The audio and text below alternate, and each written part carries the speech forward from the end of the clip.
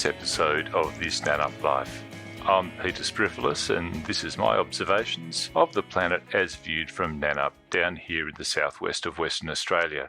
The podcast is complementary to my blog, thisnanuplife.net. If you haven't done so already, head over there and subscribe to receive in your inbox my newsletter containing the blog posts and updates about new podcasts. Anyway, let's get on with today's episode. So this podcast episode is one of my Truthonomics series and is focused on the issue of increasing polarisation in our political discourse, and particularly how can we find our way to some middle ground when every side of the political aisle is using our news feeds and our social media tools and our smart devices to drive us further apart. If you're like everybody else, you probably haven't noticed that nobody is looking out of train windows anymore. Whether people are standing or whether they're sitting, their heads are bent down like they're praying, scrolling their devices, occasionally clicking and making a few comments or maybe trolling someone else's post. But really, everybody is so addicted to their devices and the dopamine hits that they deliver. And as we know, big tech has delivered a series of solutions here that are actually more effective than casino slot machines in asking from us to look at these things every day. And behind all of this is the big tech algorithms, which, as we all know, are designed to press our buttons. And what we all know as well is that the best button presses are items on our feeds that are short, sharp, and shocking. Nuance, complexity, and accuracy be damned. And as the old saying goes, a lie will go round the world while the truth is still pulling its boots on. Of course, we all like to think of ourselves as being above being influenced by advertising or the deliberately provocative and shocking things that appear in our news feeds. But the truth is, why would the political parties or advertisers of other items spend so much time, so much money trying to get to the top of our feeds if they didn't influence the way we thought, the way we acted, and particularly the way we vote for who we believe are the right people to lead us through what are going to be some very interesting times over the rest of this decade and the next. But the unfortunate truth is, and I hate to break this to you, is that we are actually all at risk of scrabbling down some kind of conspiracy theory rabbit hole, also known as doing our own research, if we mistakenly take an untruthful item on our news feed seriously. But the steady stream of shocking information that the algorithms feed us can do a hell of a lot of damage well and before we become either red-pilled or green-pilled. We know that the middle ground is disappearing in democracies right across the developed world at the moment. Parties that have been not too far from the middle ground have either been drifting off to the right and left or else splintering, so that we're seeing politicians on both the right and left assume more extreme positions and present more extreme policies to us voters. Previously moderate politicians are becoming uncomfortable with the idea of being seen to compromise or to cross the floor or to agree bipartisan policies. So let's dive into how our news feeds are being manipulated that's resulted in these increasingly polarised outcomes. To do this, I thought the recent Voice to Parliament referendum here in Australia is a useful case study. For those who don't live in Australia, the Voice referendum concerned establishment of an Indigenous representative group with whom the government would consult regarding draft legislation. So the proposal was developed over several years with mainly bipartisan support and a lot of consultation with a range of interest groups, not just Indigenous groups. And it was supported by both what I would term as the shit party and the shit light party, that is the Liberal and Labor parties that tend to dominate Australia's preferential voting system. Now, the Voice group, once it was established, would have no legal standing to veto to override or actually change any draft legislation.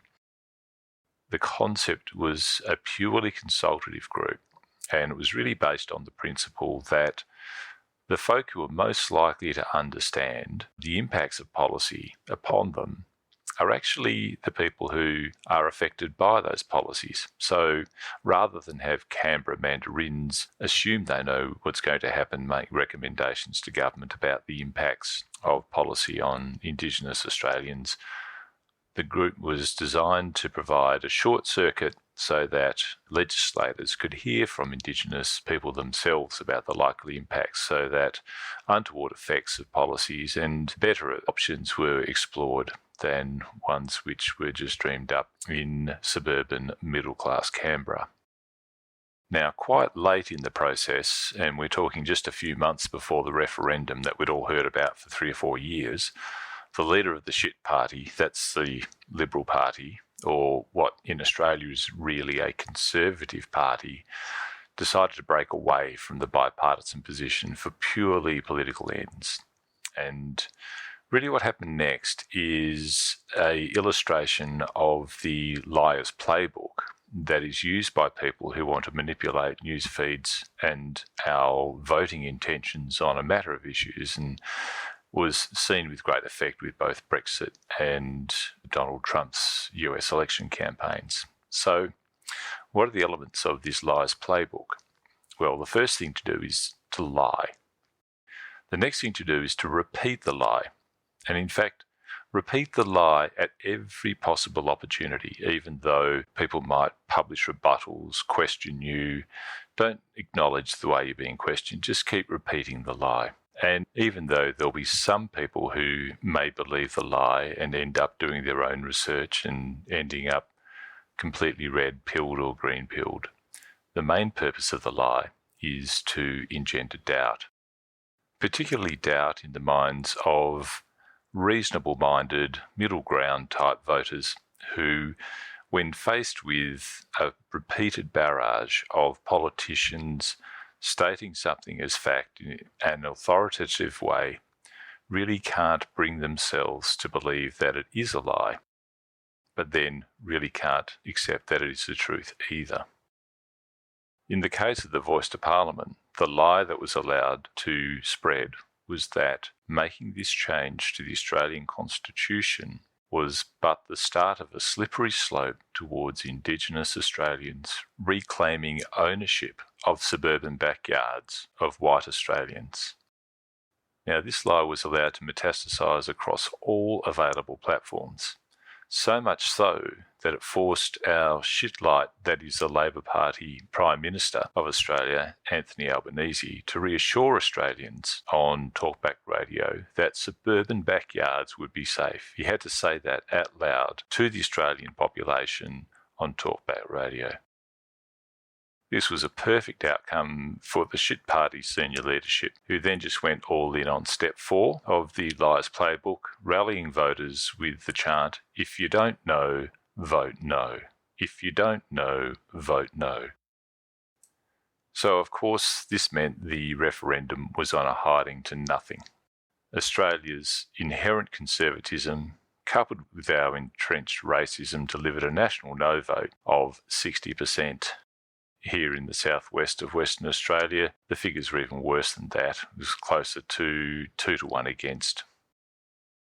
So that was the end of that referendum. However, a really important point to make is that given that the Lies Playbook is so effective at creating doubt and therefore people leaning towards voting no with any new change to the Constitution, constitutional scholars in Australia are now concerned it may be impossible for Australia to make any further changes to our Constitution by a referendum, which is the only legal means that we have available to us. This gives us significant risk in Australia that our Constitution won't be able to move with the times when it does need to at some point in the future. But it isn't just the racist right who use the Lies Playbook. The climate action industry is at least as bad, and a real bugbear of mine is the repeated statements by those involved in the climate industry who believe that we can achieve our climate goals by increasing renewables whilst simultaneously reducing fossil fuel burning and maintain our standards of living at the same level that they are at the moment. The one thing we know for certain, as COP28 illustrated, when push comes to shove, there is no government planning a lower standard of living as an emissions reduction strategy.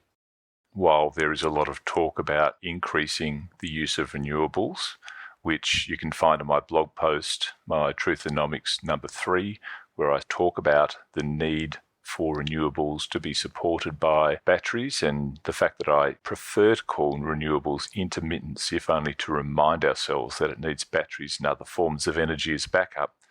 We need to accept that when push comes to shove, governments are going to try and maintain standards of living by pursuing the nearest and cheapest energy source to hand. And across the planet between now and 2050, that is still likely to be the burning of fossil fuels. If we are to make any meaningful reductions in fossil fuel burning by 2050, we will need to ramp up all available alternatives, not just our traditional renewables/intermittents, but also really work hard on expanding hydro. Not everyone's that happy about the environmental consequences of that. Exploring much deeper the role of geothermal, and also looking at nuclear power. Now, unfortunately, the nuclear power industry has very few friends within the militant green left, and I've previously blogged about quite a few of its problems, but to be militantly lying that nuclear waste is unmanageable or that reactors can't be built safely doesn't really help anyone, and certainly won't help us achieve our climate goals. The doubt generated by repeating these lies is exactly the same as in the illustration I gave earlier about the Voice to Parliament referendum. Doubt means community concerns, which means regulatory delays, which means increasing the cost of progressing what would otherwise be reasonable nuclear power strategies that can genuinely assist us in achieving climate goals and provide the much needed backup we're going to need for our intermittent renewables.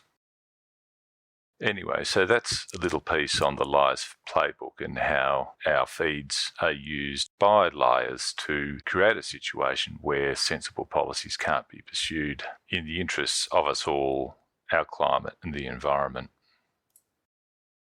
So that part of this podcast has really been about what our feeds show us.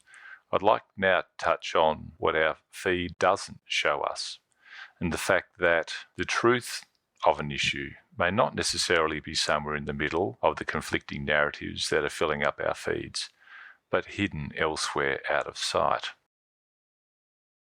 We've all seen the so-called common sense approach to synthesizing conflicting narratives used by broadcast media, whereby the truth is assumed to be somewhere between extremes, and so the mainstream media will make a point of inviting both sides to a debate and get them to discuss and or debate a controversial issue. The more conflict between the opposing sides, the more clicks, the more eyeballs, and the more likely the issue is to make it onto our news feeds. However, while that's happening, it may mean that the truth of the matter is being suppressed and isn't trending on our algorithm-driven news feeds. So just a couple of examples. Certainly you see debate about subsidies for EVs in many jurisdictions, but you don't see any discussion or debate about public transport subsidies. Yet subsidising public transport could save at least 100 times the greenhouse emissions and also the scarce rare earths and other lithium and copper and other resources needed to put together one Tesla. Another example, which perhaps isn't as developed in some jurisdictions as Australia, here in Australia we have really quite firm restrictions on big tobacco's ability to advertise or sell their products. But what we never do is debate taxing and restricting the advertising of big food. things like the fast food industry, which is responsible for a large part of our obesity-related pandemic, which is filling up our hospital beds and causing reductions in life expectancy in some of our most wealthy economies. And of course, our political systems really make no attempt to address mass media concentration in the hands of self-serving super rich, or the impact of the big tech algorithms on political consensus building. But instead, what we'll often hear politicians doing is debating the pros and cons and the amount of funding for public news services. This decline in the fourth estate has been very well covered by many, but just one little case study. Here in Western Australia, in response to the tech giant's online news revolution, our sole daily newspaper decided it would no longer be a paper of record. That is, it would no longer be interested in providing Western Australians with the truth. Interesting perspective to take. What it did is it slashed editorial, news and investigative reporting staff and switched to a tabloid, and by that I mean a brain-numbing tosh and owner's own political interest only format. In doing so, the local paper, I suppose, was just merely sliding down the same information quality slope as most newspaper mastheads, not just across Australia but across the developed world generally. Getting back to our public broadcasters for a moment, most of them still have functioning news services of a sort. However, even they are increasingly conforming to the clickbaity type methods and publish first and check later approach of tabloids, and that's if only to compete for eyeballs and justify ongoing government funding. And the other thing is about the publicly funded broadcasters is that there is a fine line they have to sort of tread, particularly when they choose to take on or highlight contentious issues. Biting the government hand that feeds can and does have consequences. And obviously, that fine line they have to tread means that they're less effective at combating the drift that we're seeing in the Overton window in the direction desired by the plutocrats who run our large broadcast media and even some of our big tech media. But with the fourth estate having its last rites read to it, where can we go to find glimpses of our economic, social and environmental realities and some substantive commentary or discussion about them? I might just diverge a little bit into the role of big tech and AI as to whether they can assist us. Probably the first point to make is that reaching for Bing or Google on your tablet, laptop or phone isn't going to really help you much. Those search engines are designed to serve up stuff that will make you click ads, not really accurate information. I personally stopped using either of those at least 5 years ago now. You can try and anonymize your searches by reducing how much big tech tracks you, but that basically means signing out of every single useful app or tool on a smartphone or tablet and pretty much turns them into a pretty dumb and useless thing. But even then, what we know is that big tech don't really quite tell the truth about what they're doing in the privacy space, and Google itself has just been fined $5 billion for tracking users who are attempting to maintain a modicum of privacy by using a private browsing mode, which in the case of Google Chrome is called incognito, goes by other names with other browsers. So one thing you can do, of course, is move to the news aggregator solutions, things like Flipboard, Reddit, or Fark, tools that aim to find out what's trending out there and bring it to your attention. But, of course, because they're actually in the game of attracting eyeballs to their sites and the dopamine hits as the big tech companies themselves, they often are relying on the same big tech algorithms and feed techniques. One example that tries to be a bit different is Smart News, and that tries to offer both sides of a story, but obviously, if what's important isn't even being discussed in the mainstream or isn't trending, you're not going to hear about it or see about it. Of course, the coolest tool to use these days, if you don't want to use a conventional search engine, would be to try one of the AI tools such as ChatGPT. Obviously, I should do a few posts on generative AI. And at the moment, I'd suggest generative AI is coming off the inflated expectations peak that you see in the Gartner hype cycle, but we will learn to use it over the next few years, and I'm sure it will be really useful. But an important point to make about generative AI is that it doesn't have any fact-checking capability, and in its eagerness to please, generative AI is often prone to using incorrect references or may just make stuff up in support of a particular argument or position. Essentially, what that means is a sensible question in may actually mean garbage out, albeit written in very slick, persuasive, and grammatically correct prose. The flip side and downside of generative AI is, of course, the rapidity with which any small group of users or protagonists of a particular position or lie can use it to vomit out any desired length and style of social media post. So it really is a beautiful tool for abuse. A small group of people can choose to produce hundreds, if not thousands, of slightly varying articles using different formats, using different social media platforms, and spread those across the web very rapidly. And of course, those which are the most attractive and exciting will be picked up by the big tech algorithms and spread far and wide. So where does this leave us? For mine, I'm trying to work out where I can find a human editor to assist me in working out what might be important to pay attention to in the morass, which is the extraordinary amount of options for accessing what purports to be information on the web these days. You've got platforms like Substack, Medium, and YouTube, which have all facilitated an explosion of specialist blogging, vlogging, podcasting, and streaming sites and content. And there's some great stuff out there on those platforms.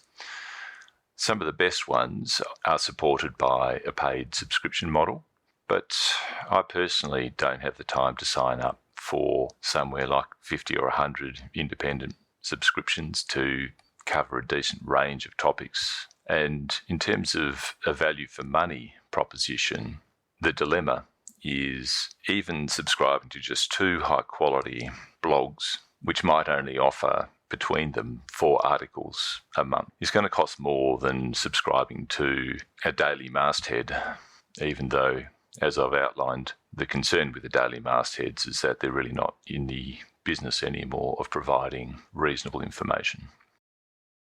Personally, I'd be happy to pay significantly more, and in actual fact I do pay more than a subscription price to any of the daily mastheads in Australia for some editorial guidance. I tend to find podcasters and streamers who interview a diverse range of informed, reasoned, and insightful individuals with genuine specialist knowledge of particular topics is a really useful launch point into a particular domain that perhaps we should be paying more attention to. And when I look at what these individuals are trying to do, a lot of them are trying to actively promote awareness of important issues to get them onto the mainstream table. And if you think about it, it's a very similar kind of role to what editors of quality mainstream media giants of the past used to do.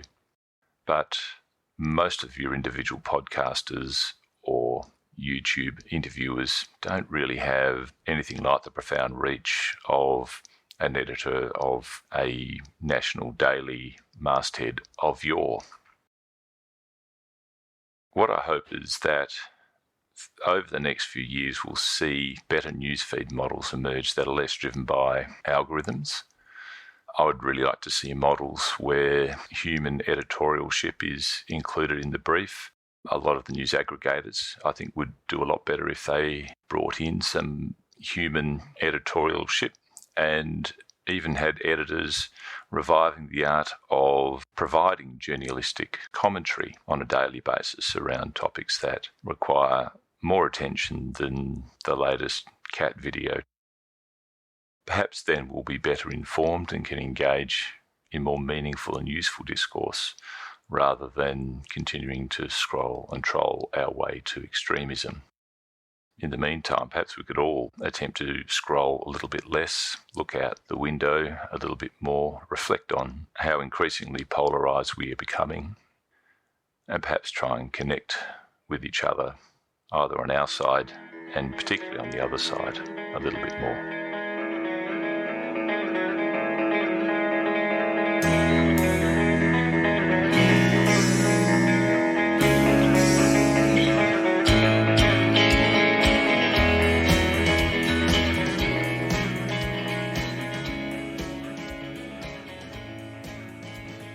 Well, that's it for this episode. Thank you for listening, and again, if you haven't done so already, please head over to thisnanoplife.net and subscribe to leave a comment or get in contact. It would be great to hear from you. Bye for now.